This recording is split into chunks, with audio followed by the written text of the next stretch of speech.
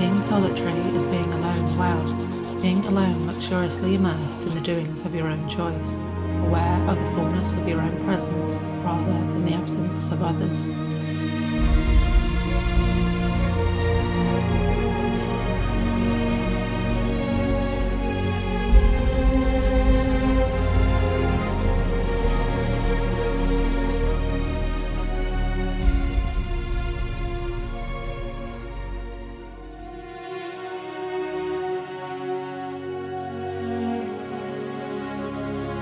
I spend much of my time alone, but I don't find loneliness within the peaceful solitude of nature.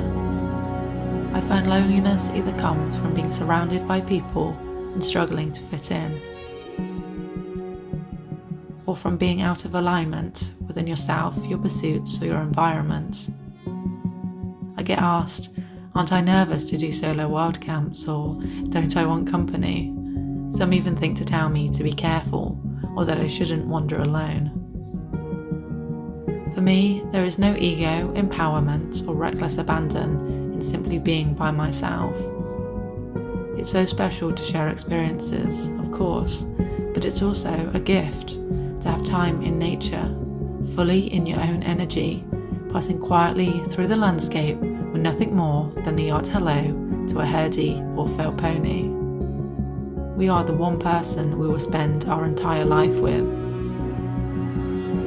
And so I simply choose to enjoy that time and find a sense of comfort and wholeness within myself.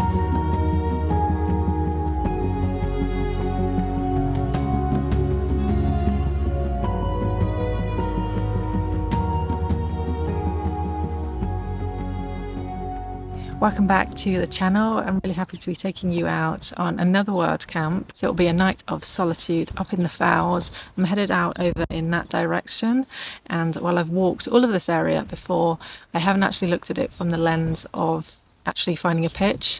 So normally when I go out, I've already scoped that out beforehand. But tonight it'll just be a case of seeing what I can find when I'm up there. This is actually a ridgeline, so it's quite exposed. If someone's already camping up there, because of the small surface area on top of the Fowl, I'm going to have to push on. But that is always the way with wild camping. You always have to be prepared for a plan B. I've got about 8 kilometers in total to do, and I've done a couple of those so far. So I'll probably better push on because I've got another Fowl to get over before we get to our intended location.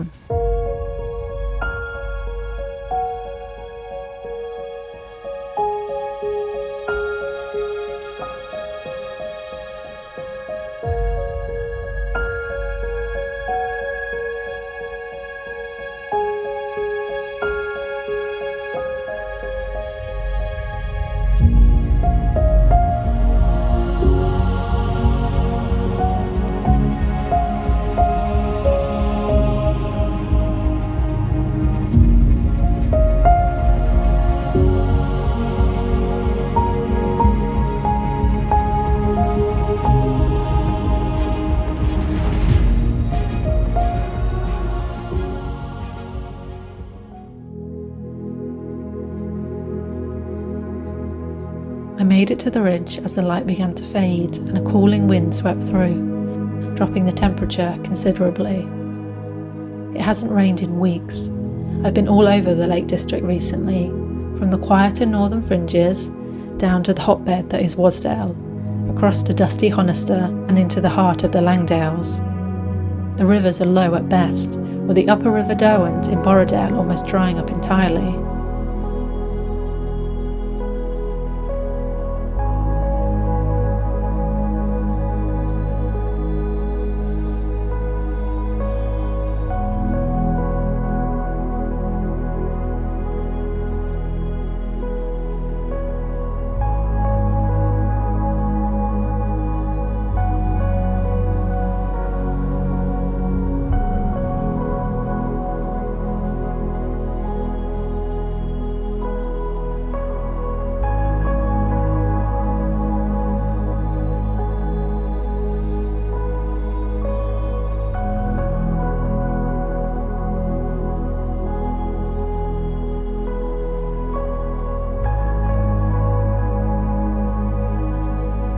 I've been getting out as early as 4 AM to walk camp in cooler temperatures.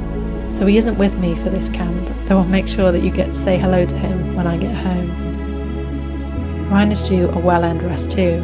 He's just ran over 40 miles across 30 of the highest fells on one of the hottest days of the year, with over 5,400 metres of ascent, and much of that on an early fall injury.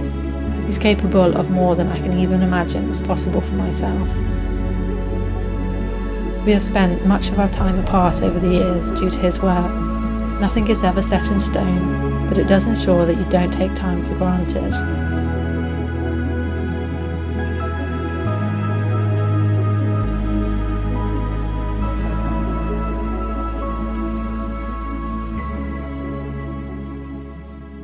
With wind chill tonight, the temperatures are looking at getting down to 4 degrees, so a little bit chilly.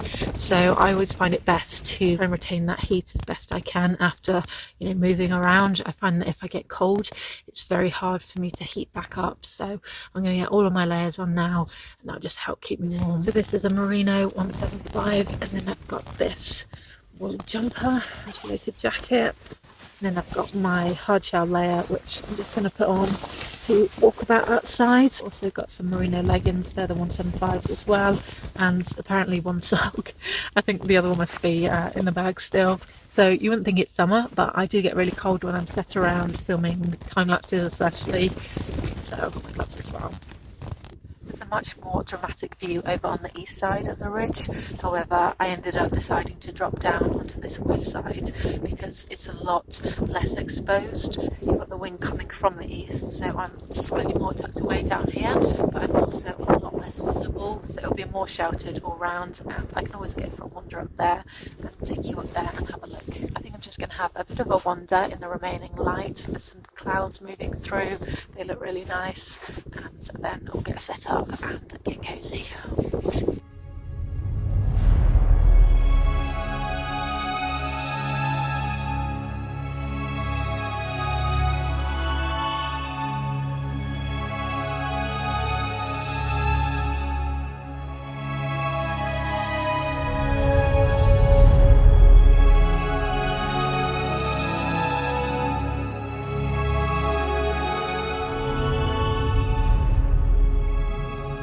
It's 10 PM now, and I'm definitely ready for a hot chocolate. I'm in my sleeping bag, all tucked up, just watching the sun go down. So I'll say good night now, and I will see you in the morning.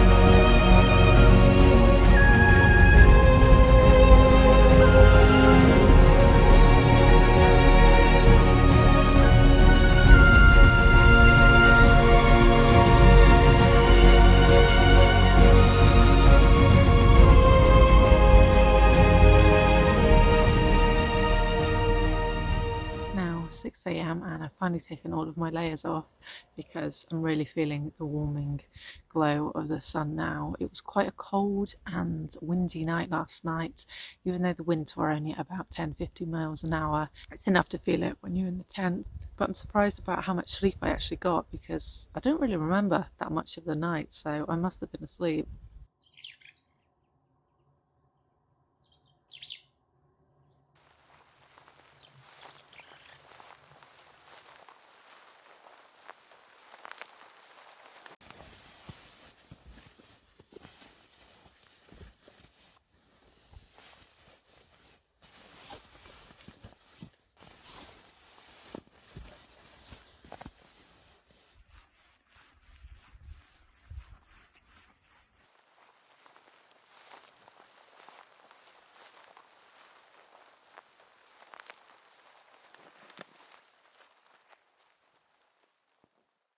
As with all wild camping, it always feels very fleeting, as if you've not quite had enough time, but it always leaves you wanting to come back and do more. So I hope you've enjoyed coming along on this, and as ever, if you enjoyed this, please do subscribe and like the video and leave me a comment. It helps enormously with the channel. I really do enjoy doing these, and I do hope to do more of them. I love reading through all of the comments and chatting with you all. And until next time, enjoy your adventures, and I will see you soon.